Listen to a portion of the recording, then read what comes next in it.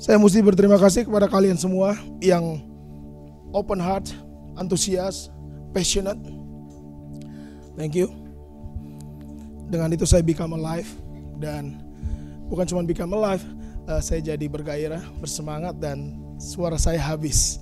Ya, hopefully my voices saudara tetap bisa mengerti. Nah, kita sampai di sesi 6 yang diberi judul The Year of Open Doors dan Breakthrough Generation.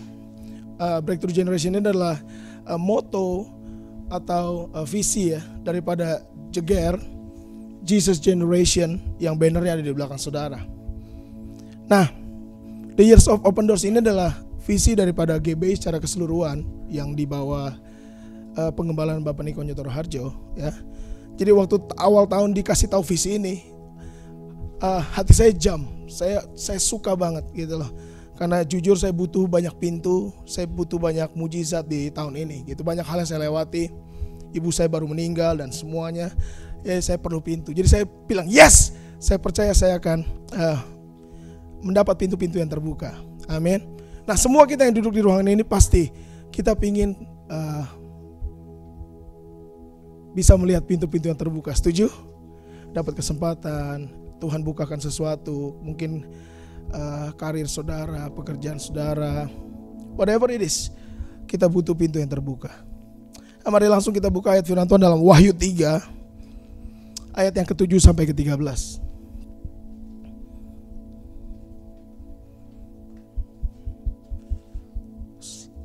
Berikan saya senyum saudara dong. Gue menderita loh kalau lu kayak gitu semua. Saya jadi teringat gereja itu.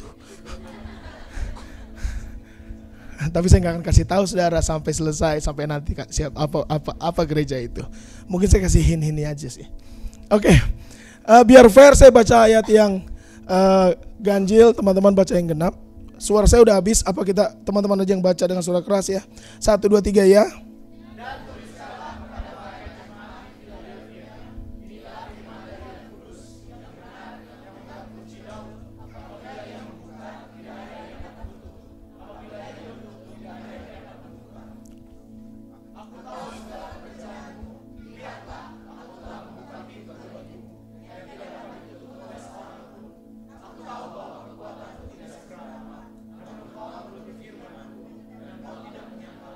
Ayat 9.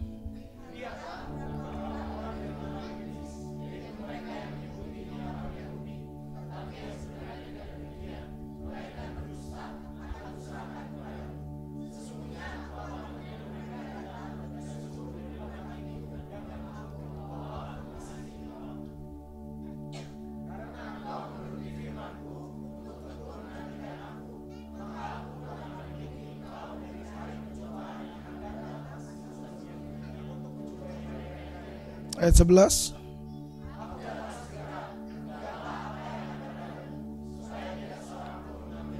Dua belas.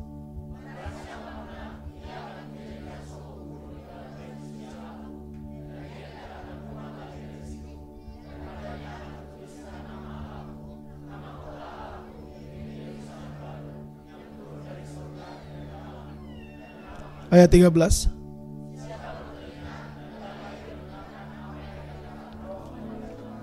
Ketika Paulus di Pulau Patmos, Roh Allah menguasai dia dan dia menuliskan wahyu dan Tuhan tujukan kepada 7 gereja.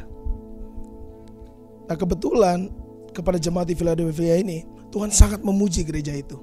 Jadi ke-7 jemaat ini adalah gambaran gereja akhir zaman. Ada gereja yang dicela Tuhan, kita udah belajar kemarin.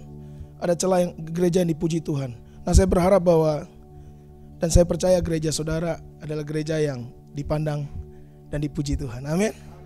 Nah, di sini kita akan belajar ayat 7. Tolong diulangi sebentar. Saya nggak akan baca lagi, tapi saya kupas pelan-pelan aja dengan cepat ayat 7. Kembali ke ayat 7.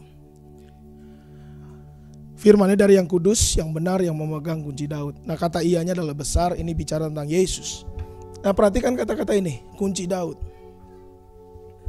Saya nggak akan bahas seluruhnya. Saudara udah baca tadi, dia dipuji ketekunannya, dia dipuji, semua dipuji sama Tuhan.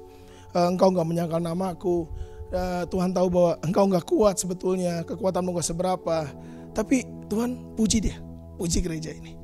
Nah, perhatikan kata kunci Daud. Saya waktu baca ini saya merenungkan gini, kenapa kunci Daud? Kenapa nggak kunci Yusuf? Kenapa nggak kunci Yakub? Kenapa nggak kunci Ishak? Kenapa nggak kunci Gideon? Ada Gideon tadi kan di sini. Kenapa nggak kunci Paulus? Kenapa nggak kunci Matius dan semuanya? Tetapi disebut kunci Daud. Saya coba mikir, saya coba ngerenungin, and I get something about it. Kenapa Daud? Nah, saudara tahu Daud itu siapa? Daud adalah golongan orang yang tidak diperhitungkan sebelumnya. Itu sebabnya Daud berseru dalam jeritan hatinya, sekalipun ayah dan ibuku meninggalkan aku Tuhan tidak sekali-kali akan membiarkan dan meninggalkan aku. Sebab kenapa? Waktu raja sedang dicari untuk menggantikan Saul, Samuel diutus oleh Allah untuk mencari calon raja yang Tuhan pilih. Kalau Saul itu bukan Tuhan pilih, manusia yang pilih. Sebab rakyat bilang gini, kita mau punya raja seperti mereka tuh punya raja. Akhirnya Tuhan udah pusing juga, saudara. Kadang-kadang kita perlu berdoa, ada tahu batasnya juga. Kalau anak saya nge-push terus kadang-kadang saya harus kasih dia. Walaupun saya sebenarnya gak mau ngasih. Coklat papa, coklat, more. Padahal mulutnya udah belepotan sama coklat, saudara ya. Tapi kadang-kadang udah sebel juga, ya udah ada coklat. Gitu kan.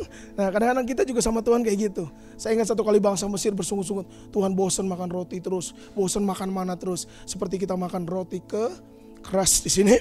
Ya, ada beberapa saya dengar, bosan saudara ya. Nah, saudara seperti bangsa Israel ya. Terus satu hari mereka bilang, Tuhan, gua mau daging. Tuhan bilang, oke. Dikirim daging, saudara. Ayatnya nulis begini, mereka makan sampai muntah, bahkan ada yang mati. Saking mereka rakusnya lihat daging. Sebab memang mana itu adalah roti yang sebentar kita akan makan perjamuan kudus, Bu. Arti dari kata mana adalah what it is. Jadi kalau suruh terima roti itu, what it is. Yang ngasih, ngapain lu nanya ini roti?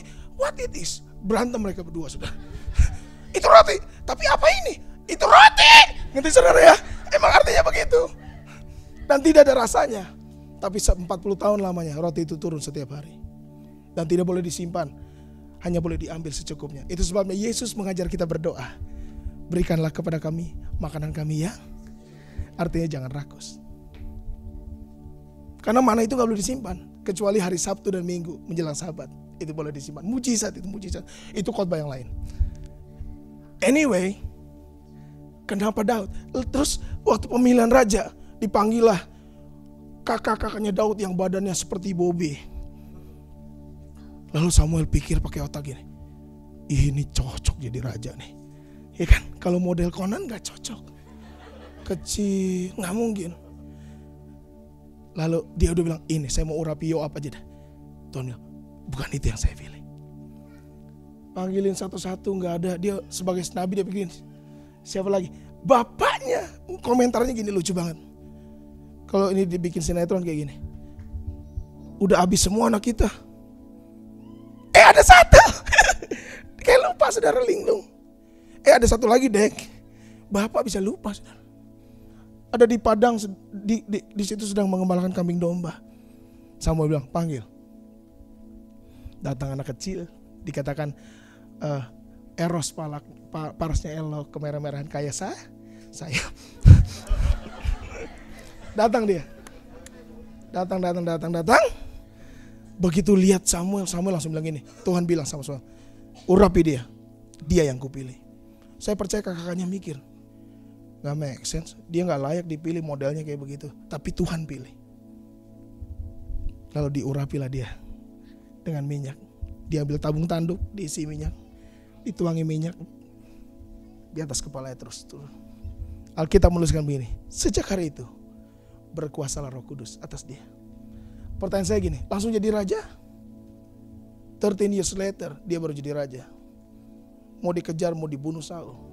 Hampir mati berulang kali dia saudara. Satu kali dia lagi ke istana, ditombak sama Saul. Jelas! Lewat sama shit. Itu kalau difilmin mungkin kena telinganya. Shit. Terus slow motion. Shit. Keren banget saudara. Daud bukan, ini statement saya. Daud bukan orang yang sempurna. Kita tahu dosa dia. Big sins, man. Orang lagi pada perang, dia naik ke genteng. Please cowok-cowok di sini. Kau dalam masalah dengan genteng saudara. Kalau nanti sudah nikah, suruh cewek-cewek yang naik. Sesuai Alkitab saudara. Karena Daud naik ke genteng, yang lain pada perang, dia orang pada sibuk, dia nyantai. Hati-hati dengan nyantai. Bukankah kita banyak buat dosa kalau lagi nyantai? Lagi bingung, ngapain ya? Gak ada kerjaan nih. Lihat web. Betul gak? Iseng, dari iseng, toto udah 4 jam di situ. Daud iseng. Alkitab katakan dia berjalan-jalan di soto rumah. Dia lihat kanan, dia lihat kiri. Ada cewek mandi. Harusnya dia kayak Yusuf, lari. Tapi dia bukan lari menjauh, dia lari mendekat. Sampai dia berdiri di ujung genteng dan dia pakai lem kakinya dia begini, dia pengen. Lalu dia keluarin dari dia udah siapin sebetulnya, dari kantong jeansnya dia keluarin kekeran, saudara. Dia mulai keker Bersyeba. Wow, dia suka apa yang dia lihat. Betul gak? Kalau dia gak suka misalnya ceweknya gendut banget gitu, pasti dia langsung, terus dia muntah, saudara.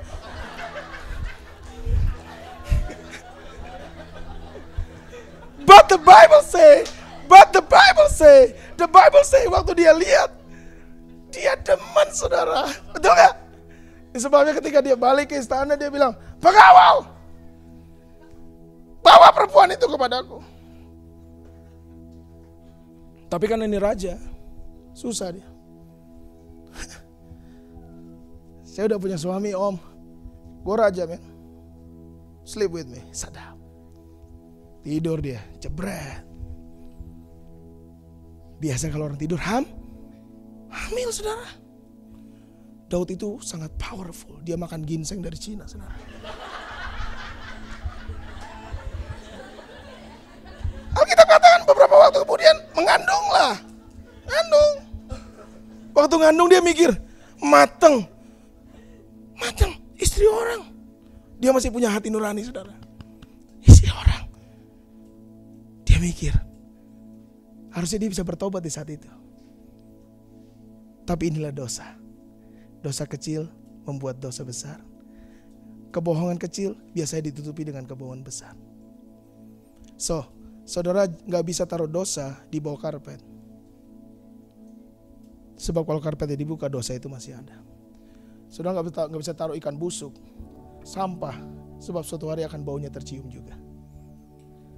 Dia pikir, gimana caranya?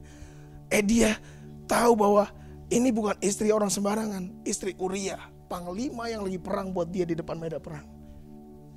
Otak jahatnya muncul. Hahaha.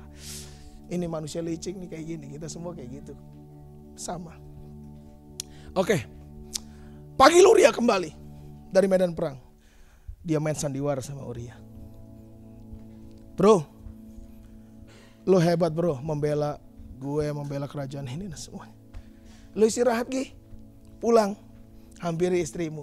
Dia berharap Uria pulang, hampiri istrinya. Lalu kalau hamil dia bilang, gara-gara lu kan, bukan gue. Dia bebas, otak manusia. Tapi Uria, orang yang setia kepada rajanya. Dia bilang, tidak layak, aku tidak akan kemana-mana. Aku akan beristirahat sebentar dan kembali berperang. Daud bilang, enggak, sampai dipaksa sama Daud. Batsyeba telanjang, silakan. Gitu. Uria bilang, tidak. Sebab Uria punya yang lain sebetulnya. Enggak ada di Alkitab. Sorry. Itu terjemahan saya sendiri. Enggak ada di Alkitab. Salah. Tolong di-cut bagian itu. No. Singkat cerita, dia enggak stop berbuat jahat. Dia enggak stop. Dia udah bofat, dia mikir lagi, otaknya muter lagi, saudara. Tuh gimana nih ya, nih orang setia banget. Biasanya orang suka dapat orang setia, betul gak? Kalau saudara jadi bos, saudara pengen pegawai saudara setia apa yang bajingan dan bangsat semua, saudara? Setia. Yang korupsi, sebel, saudara. Tapi dia kok aneh, saat itu bisa sebel sama Uria. Dia mikir lagi, dosa berikutnya. Oke, ini cara terakhir. Kirim Uria ke garis yang paling depan. Dimana kalau di jalan selangkah ada ranjau, udah gitu aja. Matilah dia. Singkat cerita Uria mati. Bam. Dia ketawa. Beres. Tuhan kirim Nabi Nathan. Baca di Alkitab, keren banget. Bam, bam, bam, bam, bam. Saudara baca ceritanya. Dia minta sama Tuhan, Tuhan, kalau boleh anak ini lahir. Tuhan bilang enggak. Konsekuensi anak ini lahir dan mati. Saudara baca di Alkitab. Daud bukan orang yang sempurna. Tetapi kenapa kunci Daud yang bisa membuka pintu? Dan pintunya keren. Kalau sudah dibuka, gak bisa ditutup. Kalau pintu berkat sudah dibuka buat hidup saudara, gak ada seorang pun bisa tutup. Kalau Tuhan yang buka. Waktu saya kerja, saya melesat dengan cepat di dunia kerja. Tahun pertama saya kerja, saya dapat Employee of the Year. Foto saya dipajang di kasir, saudara. Sedih juga kalau ingat kenapa di kasir. Saya tanya sama bos saya, kenapa foto gua taruh di kasir, bos? Supaya setiap konsumen yang datang bisa melihat wajahmu. Gitu katanya. Jadi kalau orang bayar apartemen, dia lihat wajah saya. Dia tanya, ini siapa? Oh, itu Supervisor of the Year. Oh, yang itu, yang gendut ya? Iya. Orang iri sama saya, saudara. Ada cewek satu iri banget sama saya. Buas. She's like a tiger. Tapi saya ada dragon. Saya makan dia. Dia makan saya. Kita makan makanan.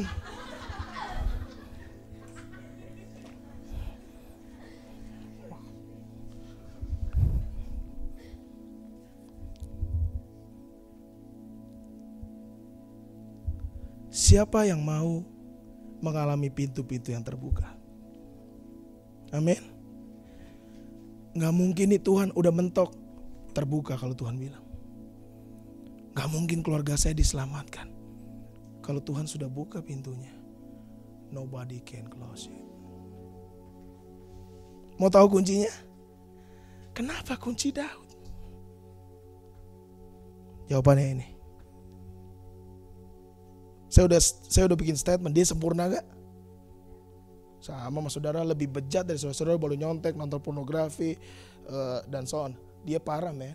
Ambil istri orang, hamilin, bunuh suaminya, and so on.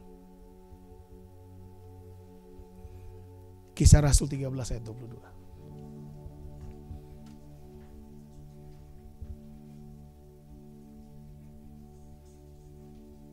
Ayat 22.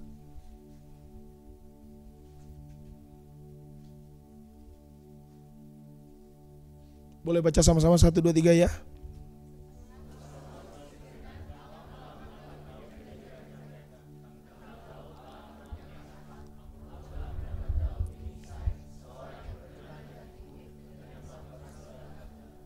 Kalau kita lihat dari kacamata kita hari ini, gak fair Tuhan.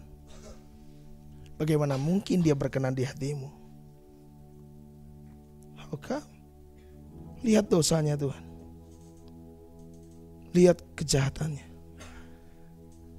Tapi saudara tahu, Tuhan kita adalah Tuhan yang penuh kasih.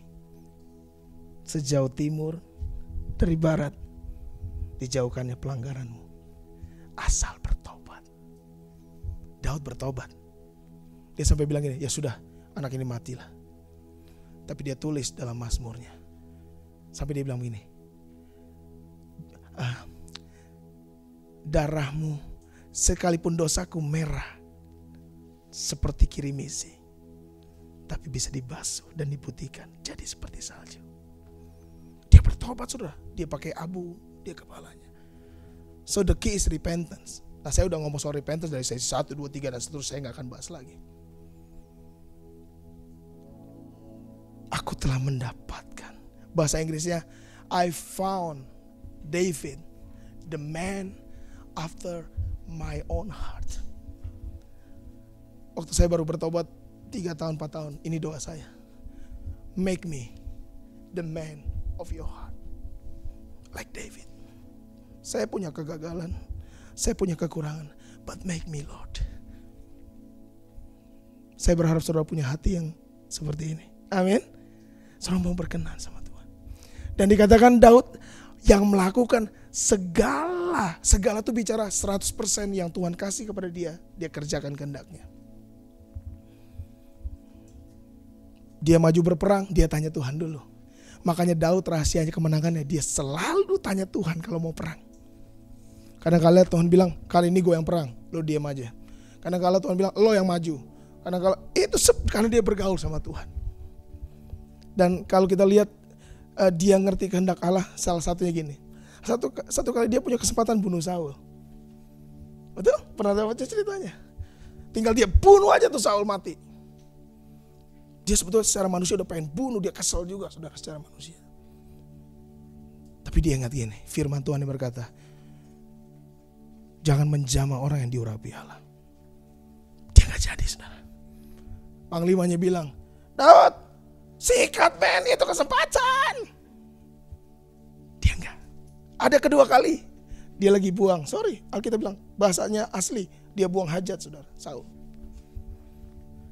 Dia mau bunuh lagi. Tuhan bilang, dia ingat kehendak Tuhan, tidak boleh menjamah orang yang diurapi Tuhan. Dia mundur lagi saudara. Kalau saja Daud bunuh Saul saat itu, mungkin cerita Daud berhenti sampai di situ. Stop it. Tapi karena dia lulus, then he become the king. Bukan cuma become the king, Yesus tidak malu disebut anak Daud. Jesus is the son of David. Generasi genealogi Tuhan ada Daud di situ. Wow, amazingly. Orang yang najis, kotor, tidak layak. Tapi kalau dia bertobat, God can change, buat dia become a king. Saya lihat di ruangan ini, saya sedang berdiri di depan raja-raja, imam-imam, nabi-nabi, penginjil, pengusaha sukses, profesor. Ada jelas profesor tengah kita, jidatnya kelihatan. Penemu, di belakang saya ada seorang perempuan. Ia akan menemukan obat multisklerosis. Iya itulah pokoknya ya. Nggak usah dikoreksi, kenapa sih, biar kelihatan bener kan. Apa tadi obatnya, apa namanya sayang? Multiple sclerosis. Kita doakan biar dia menemukannya, dan jangan lupa bagi hartanya kepada kami semua yang ada di sini.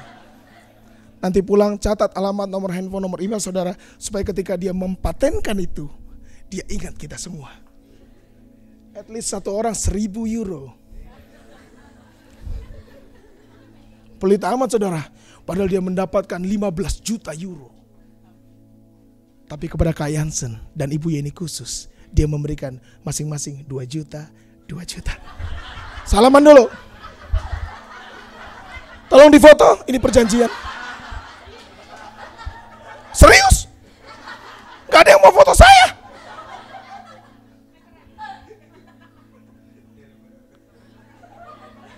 Konan, tolong ambil handphone saya, foto saya.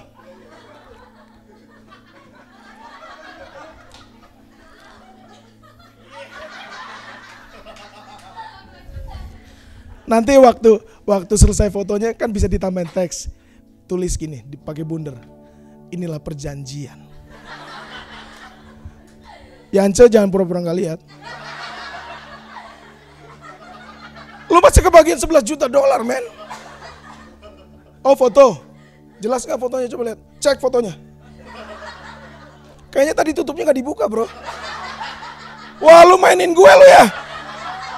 Jangan mencobai hambanya. Dia berani. Kayak Conan. Cepat Conan. Ikut, tolong foto.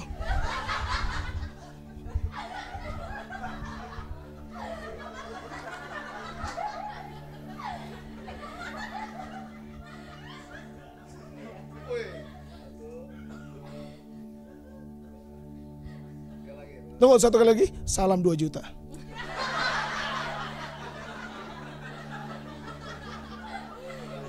Tapi karena sudah pilpres, salam 3 jari. 3 juta berarti, naik sedikit ya.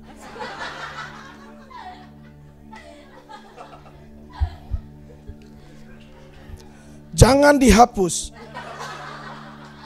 Ingat itu. Kamu akan berurusan dengan saya habis ini. Suruh pikir saya bercanda? Kelihatan bercanda? Saya marah saudara. Cie. Kita doakan dia ya, sungguh ya, amin. Dia punya passion sudah. Dia sekarang lagi ketemu, udah ada cerita sendiri, keren abis dia. Kira-kira kapan 2 jutanya? Kira-kira. Habis ini saya kasih rekening saya ya.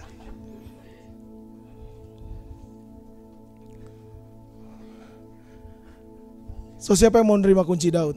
Artinya Tuhan gini. Saudara yang nggak buka, Tuhan yang buka. Konon sebentar ke depan.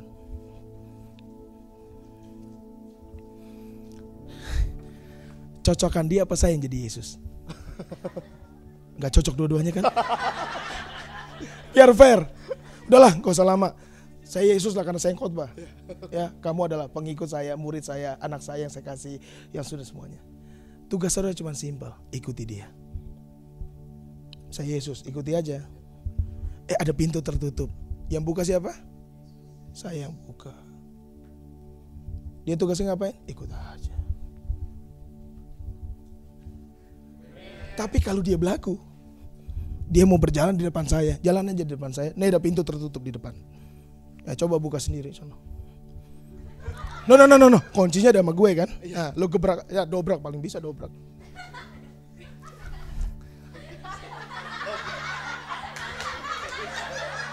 Oh, lagi dobrak. Gue kira lagi ngadon. Saudara ngerti gak? Kadang-kadang kita coba pakai kekuatan kita sendiri. Ketika jalan kita buntu, justru kita tinggalkan Tuhan. Justru waktu saudara buntu, saudara perlu lebih dekat lagi dengan Tuhan. Sebab Dia yang punya kuncinya.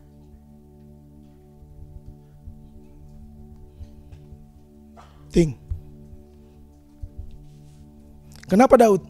Kisah Rasul 13 ayat yang ke-26. 36. Baca dengan suara yang keras 1, 2, 3 ya.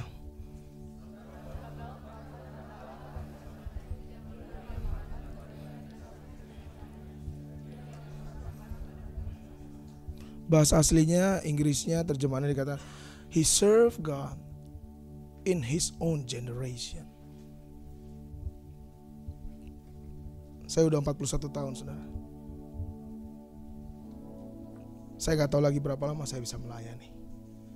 But I give my best shot sejak saya umur 18 tahun to serve the generation yang Tuhan percayakan dalam hidup saya.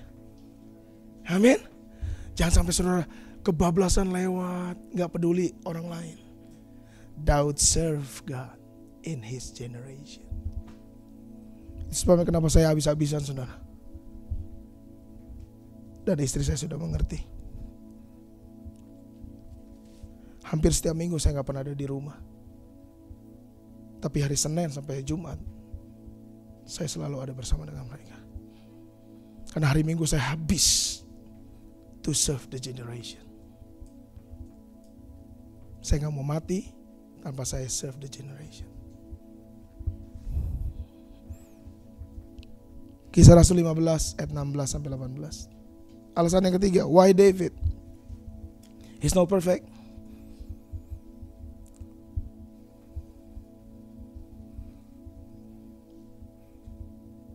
No. 16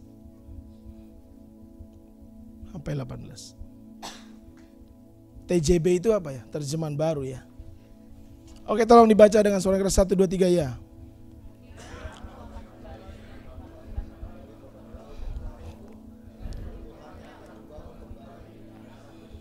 Listen. Kenapa Pondok Daud? Padahal ada tabernakel Musa, ada bait Allah Salomo, bait Salomo. Kenapa Tuhan gak bilang, aku mau bangun kembali dan membangunkan kembali tabernakel Musa? Sebab saudara perlu ngerti sejarahnya dari Alkitab. Nah, ini sejarahnya. Daud itu amazing man.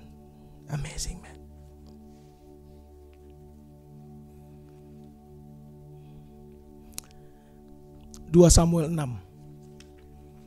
ayat 13 sampai 15.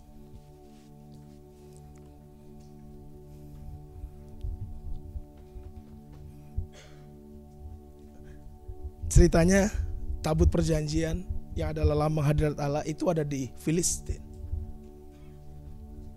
Daud bilang, bawa tabut perjanjian itu kembali ke tempatnya. Ini yang Daud kerjakan. Setiap 6 langkah. 1, 2, 3, 4, 5, 6. Potong lembu, saudara. Darah tercurah. 6 langkah lagi, darah tercurah. 6 langkah lagi, darah tercurah. Dan dikatakan Daud menari-nari sekuat tenaga seperti teman-teman kemarin malam. Betul? Pagi ini memang rada-rada gimana gitu ya. Kalau semalam saya lihat, waduh Ajis. Baru pulang dari Itali, capek-capek kayak gitu. Saudara gelinding-gelinding di lantai. Naik-naik ke tembok. Seperti Spider-Man. Setiap 6 langkah, darah. Karena dia ngerti pentingnya hadirat Tuhan. Ayat sebelumnya di atas, dia pakai cara yang salah. Dia suruh Uza ngangkat. Tuhan gak senang, mati Uza di tempat, saudara. Bam! Terus dia mikir, aduh, dia ngerti, saudara. Gak boleh sembarangan dengan hadirat Tuhan. 14. Dan Daud menari-nari di hadapan Tuhan. Sekuat. With the whole heart. Amazing. 15.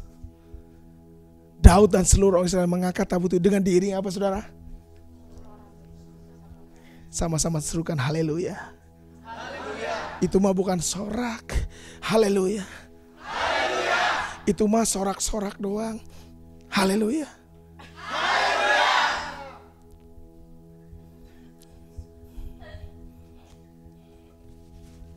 Jadi saudara ngerti kenapa saudara bersorak hari ini? Gak usah disuruh sama WL-nya. Tapi juga jangan gila-gilaan begitu masuk gereja. Haleluya. Wih, ini kaget. Kesurupan nih, terima kesembuhan. Bukan juga. Nah, teman-teman perlu mengerti. Tabernakel Musa ini 3 bagian, saya udah pernah terangin. Halaman, Roh Kudus, ribet. Dan Tuhan bilang, Daud, tanganmu terlalu berdarah, engkau gak bisa bangun baitku. Salomo anakmu yang bangun. Oh, Salomo bangun. Tipikal tabernakel Musa. Selesai. Kalau Daud enggak. Dia cuma bangun kemah. Kagak ada pembatas ruang kudus, Rumah Kudus. Langsung dia taruh di kemah itu tabut perjanjian. In the middle of it. Kenapa sih saya ngomong gini tentang Daud? Kalau saudara mau melihat pintu mujizat, pintu-pintu terbuka buat hidup saudara. Kata kunci cuma satu. Be a worshiper. Jadilah penyembah. The only thing. Jadi pulang dari tempat ini, semua kita punya panggilan khusus. Satu-satunya panggilan. Worshiper. Yohanes 4 menuliskan, karena Bapa mencari dan menghendaki penyembah-penyembah yang menyembah dalam roh dan kebenaran. Dia cari, saudara. Kalau orang cari itu enggak cuman, orang cari itu gini, kalau cincin saya jatuh, saya cari gini. Aduh, di mana ya? Mata saya berkeliling. Nah, Tuhan cari, saudara, di jemaat Berlin, di seluruh dunia, kepada orang-orang gini. Mana yang penyembah ya? Dia ketemu Robert, dia penyembah. Dia ketemu Aziz, dia ketemu teman, penyembah. Tapi bukan cuma sekedar penyembah, tapi yang menyembah dalam roh dan kebenaran.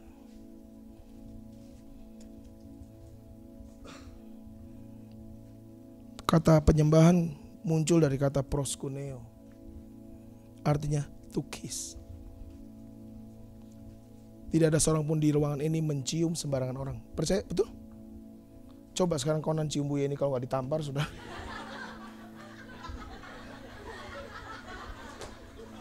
Budi tanpa apa-apa cium Deborah. Coba aja.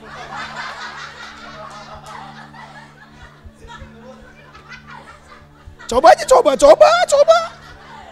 Deborah, apa kabar? Bahkan bukan cuma gitu, Deborah. Wah, coba. Atau saudara besok ke universitas saudara, halo, ketemu teman saudara kata, I love you man. Wow, dias. Ini yang penting, saudara boleh ketawa, tapi ini yang penting. Artinya, kalau penyembahan itu bicara, saudara mencium orang yang saudara kenal. You don't kiss anybody. Kalau saya cium sembarangan orang, habis saya sama istri saya, pasti. Satu kali kita pernah berantem kok, karena istri saya ciuman yang baik. Saya nggak tahu budayanya seperti itu. Di Jerman betul bu, di Belanda 3 kali kalau ciuman betul. Pipi kanan, pipi kiri, saya lupa kanan apa kiri lagi, saya lupa. Jedotin kalau nggak saya lupa. Saya lupa soalnya. Tapi 3 kali, betul gak? Betul, 3 kali kan?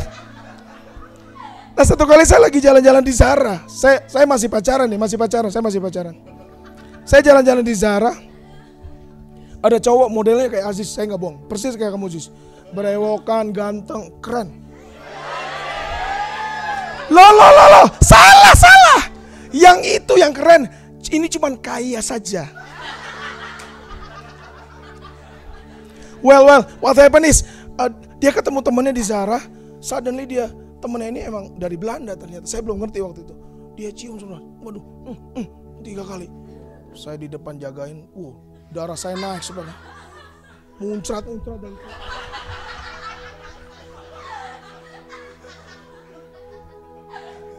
begitu dia kembali ke saya marah sudah.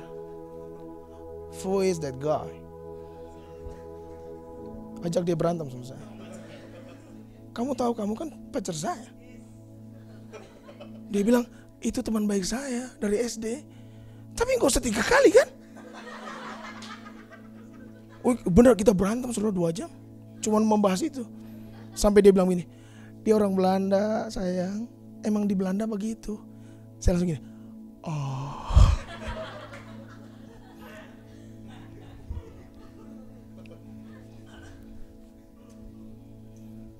Is that right? Coba kalau saya cium Siska sekarang, dilempar Alkitab sama Yanci saya. Nggak peduli dia hamba Tuhan. Bener nggak Cek? Mau dicoba?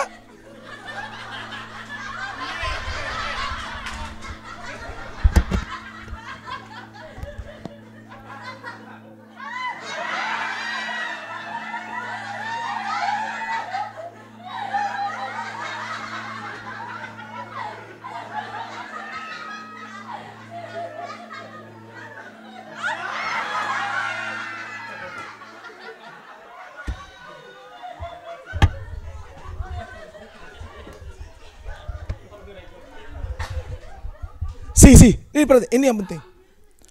So kalau orang nyembah patung, ini patung saudara ya, dikasih menyan, dikasih bunga. Guess what? Mungkin saudara tahu patungnya. Saudara baca sejarah patungnya. Oh patung ini benar. But let me tell you something. Patungnya gak kenal saudara. Itu disebut berhala. Yang Tuhan bilang begini, punya mata gak bisa melihat, punya telinga gak bisa mendengar, punya tangan gak bisa meraba. That's why kita gak boleh worship. Hukum 10 Allah jelas banget. Jangan bikin patung yang menyerupai apapun, dan jangan sujud menyembah kepadanya. Is that right? Sebab Tuhan tahu itu bukan penyembahan, itu konyol. Apalagi orang-orang di berbagai aliran dunia. Pohonlah disembah, bulanlah dipuji, mataharilah ditinggikan. Saya baca kemarin 7 diet berbahaya di dunia ini. Salah satu diet pertama yang paling bodoh yang saya pernah dengar, diet dengan cara berjemur matahari. Kurangi makan, kurangin minum. Jadi kerjanya tiap hari cuma angkat tangan ke matahari sampai keringetan, lepek. Saya suka interviewernya bilang gini, pada akhirnya beberapa waktu kemudian orang itu mati sudah. Yang gak makan gak, masa jemur matahari. Stup. Saudara yang jawab pit. Jadi saya gak berdosa. Saudara setengah berdosa, saya setengah. Saudara ngerti now? Understand? Penyembahan itu untuk orang yang saudara kenal. Jesus know you. Dan saudara sembah dia, supaya saudara know him better and better. Dalam tuh bos.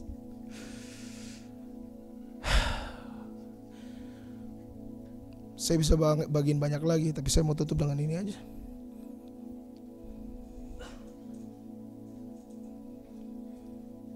we become who and what we are worship.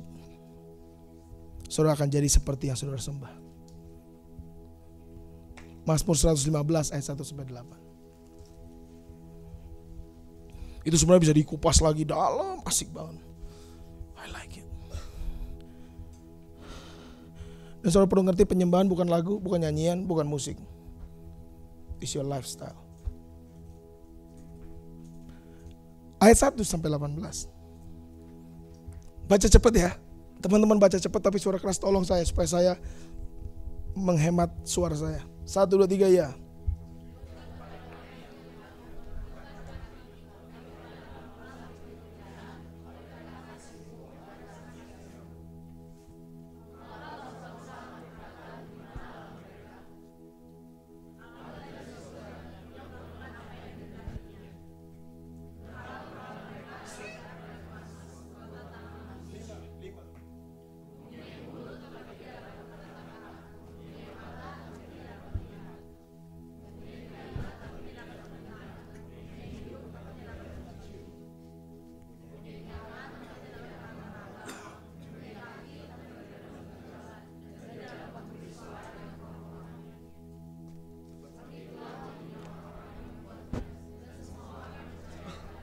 Ayat 8 dalam NIV English Translation katakan begini.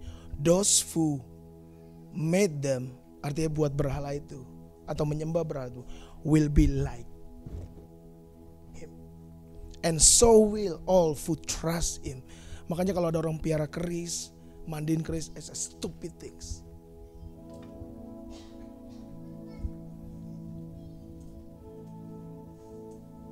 Jangan pernah saudara sembah berhala. Apalagi patung yang gini-gini, saudara. Tahu? Saudara tahu kenapa itu ditaruh? Bahasa Cina gini. Chien kuolai. Duit datang. Yang datang saudara yang pelit gak belanja apa-apa. Ya udah. Salah tangannya. Harusnya patungnya 2 gini. Dan salah dia gini. Harusnya gini dong. Nah, kalau saudara mau kaya, itu ide inovatif dari kerajaan surga. Buat patung yang gini. Kalau perlu gampar. Waktu dulu kita jadi penyembah berhala, kita bodoh ya. Kita nyembahin patung, dia punya hidung, punya mata. Kita lihat-lihatan. Goblok banget kalau kita pikir dulu ya. Tapi puji Tuhan, kita tidak menyembah patung. Kita menyembah Allah yang hidup. Namanya Yesus. Amazing. Saya akan segera selesai. Apa yang saudara sembah itu merupakan obsesi saudara.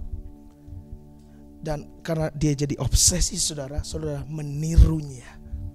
Karena saudara menirunya, saudara berusaha jadi seperti itu. Berapa orang di sini di kamarnya ditempel poster selebriti? Contohnya saudara suka Brad Pitt, saudara taruh Brad Pitt di situ. Saudara lihat Brad Pitt setiap hari, Brad Pitt lihat saudara. Saudara mulai terobsesi dengan kegantengannya. Saudara, by the way, saya lihat di sebuah channel televisi, ada orang sudah operasi, I think about 60 times, I forgot the number, just to be like Justin Bieber. Padahal kalau saya lihat dia, bukan Justin Bieber saudara, Justin Bieber. Hancur, berantakan semuanya, acak adul. Kenapa? Karena obsesi dia sembah Justin Bieber, dia obsesi, dia tiru gayanya, rambutnya dia cat seperti Justin Bieber. Dia mau tulang rahangnya diturunin, dinaikin sedikit, ini ya dirubah. It's true ya, kamu nonton kan? Waktu saya lihat itu saya bilang gini, benar firman Tuhan. It's true your word God. Itu orang sampai kayak gitu, spend money, buang duit, rubah semuanya. Kalau saudara suka sama seseorang, saudara berusaha coba pakai baju model dia. Yang suka Korea coba lihat, wah, rambutnya langsung berubah. Dulu zaman FC saya ingat, saya aja mau manjangin rambut saudara. Benar, saya pengen kayak Tao Mingse sempet, tapi saya lihat lagi muka saya kayak Tao Cok, nggak jadi saudara. Cepat wo ceci wo sayang ai sang ni. Orang saya suka nyanyi lagu itu berulang-ulang. Saya suka banget waktu Sancai di bawah, Tao Mingse di atas, hujan besar, terus Tao Mingse teriak, Sanjay, wacanta hanaini. Terus muncul lagu itu. Wah, saya nangis udah gila.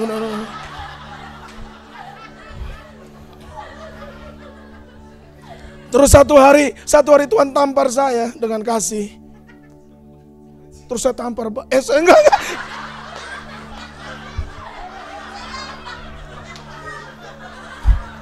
No. Itu cerita yang lain, bukan Tuhan. Saya dikasih hati saudara gini. Kamu mau mirip Tom Mings apa mau mirip saya? Saya langsung kayak mau mirip Tuhan dong. Ya udah, nggak usah panjang. Langsung saya botakin saudara.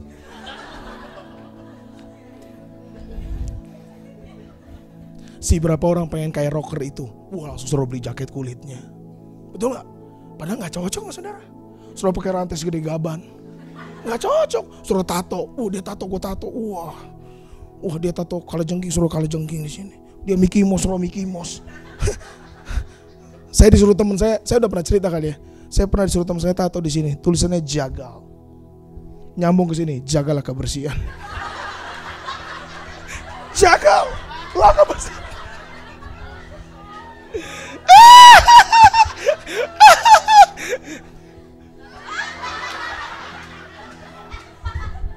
Peace man. Atau mau pelepasan lagi? Kayaknya saya yang perlu dilepaskan saudara.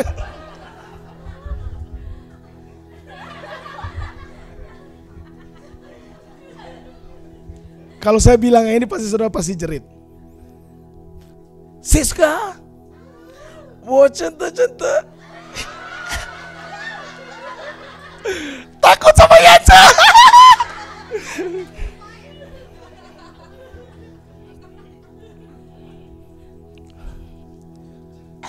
Wow. Saudara masih bisa bertahan sama saya? Atau saudara sudah mau mulai muntah? Roma 8.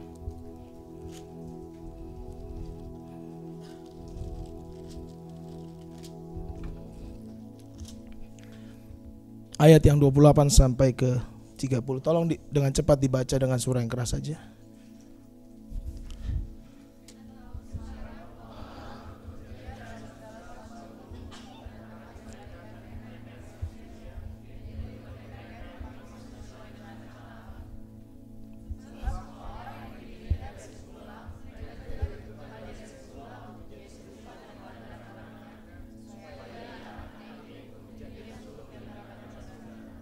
This is our ultimate calling.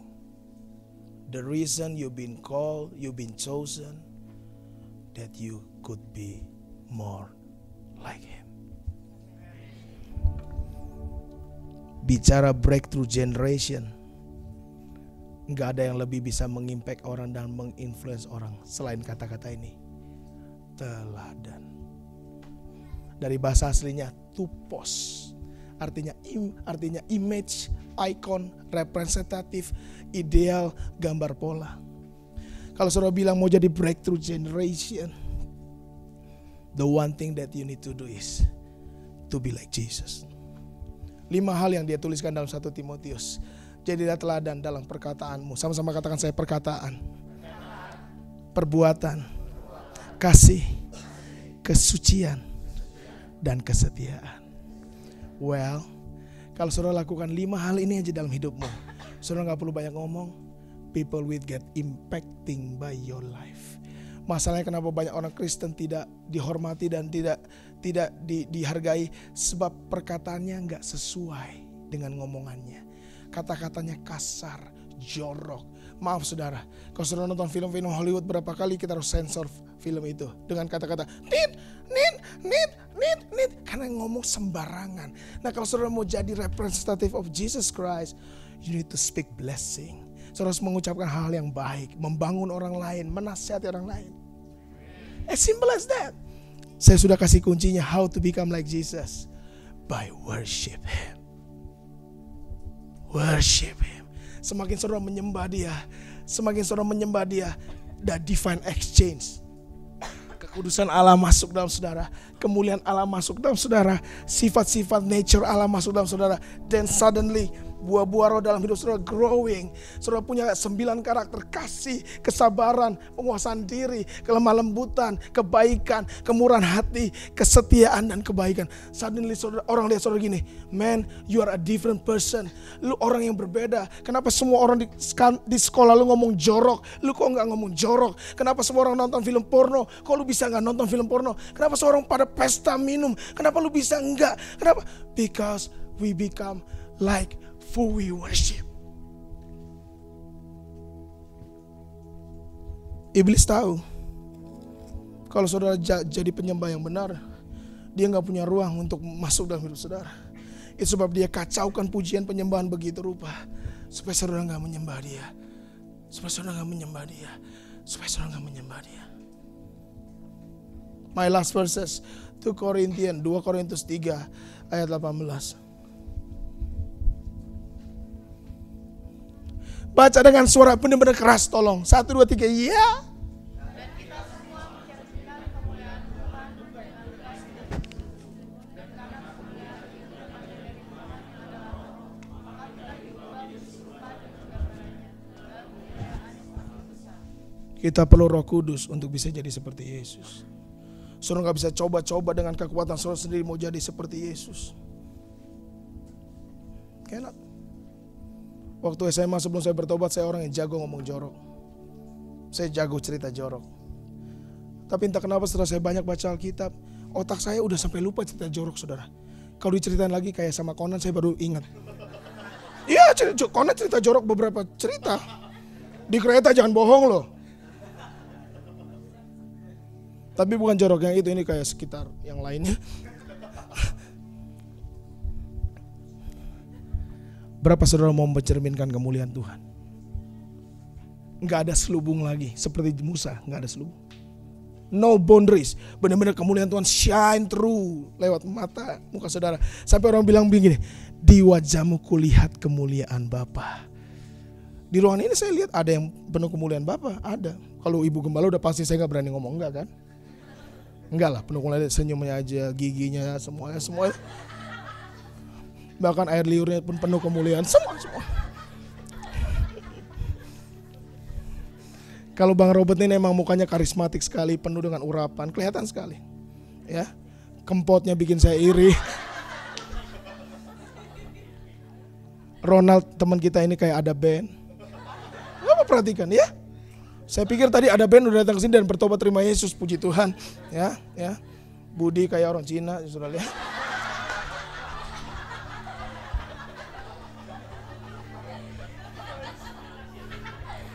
Joshua kayak orang Papua, emang orang Papua. Walaupun seorang Papua, Cina, whatever it is, yang harus terpancar dari wajahmu adalah kemuliaan Bapa. Dan gini, ada proses, makanya disebut begini. Dari kemuliaan yang makin besar. Prosesnya bilang begini, dalam bahasa Inggris lebih jelas. From glory to glory. Enggak langsung. Proses from glory to glory to glory to glory. Sampai satu saat saudara tiba-tiba sudah jadi seperti Yesus. Saudara gak sembarangan ngomong. Saudara ada orang maki saudara, kritik saudara, benci sama saudara, saudara bisa mengampuni. Ada orang tampar pipi kanan saudara, saudara kasih kaki saudara. Bangun.